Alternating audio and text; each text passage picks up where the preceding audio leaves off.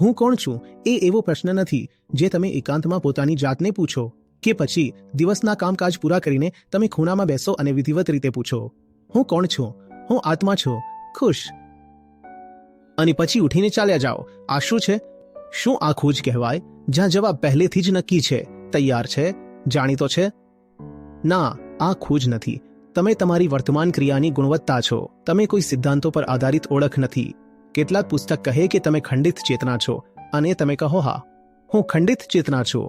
કેટલાક કહે કે હું પરમાત્મા છું અને તમે બની જશો પરમાત્મા. ના, જો તમે ખરેખર મારી વાત સાંભળો છો તો તમે આ ક્ષણે ધ્યાન છો. તો તમે કોણ છો? ધ્યાન. દુર્ભાગ્યથી આ ઓળખ ટકશે નહીં. ટૂંક સમયમાં તમારું ધ્યાન ભંગ થઈ જશે. તમે વિખેરાઈ જશો અને તમે બીજું કંઈક બની જશો. સંયમ એમાં છે કે તમે તમારી ક્ષમતા મુજબ ઉચ્ચતમ ઓળખ સાથે જોડાયેલા રહો. અને ઉચ્ચતમ ઓળખ કોઈ કલ્પના નથી. ઉચ્ચતમ ઓળખ એટલે માત્ર એ જે તમે તમારી મર્યાદિત ક્ષમતા મુજબ ઉચ્ચતમ માનતા હો. તમારી મર્યાદિત ક્ષમતા, મર્યાદિત ઉંમર, મર્યાદિત અનુભવ, મર્યાદિત જ્ઞાન પ્રમાણે તમે જે કંઈ ઉચ્ચતમ માનો છો. આ સાચું ને? હું જાણવાની વાત કરું છું, ઉધાર લેવાની નહીં.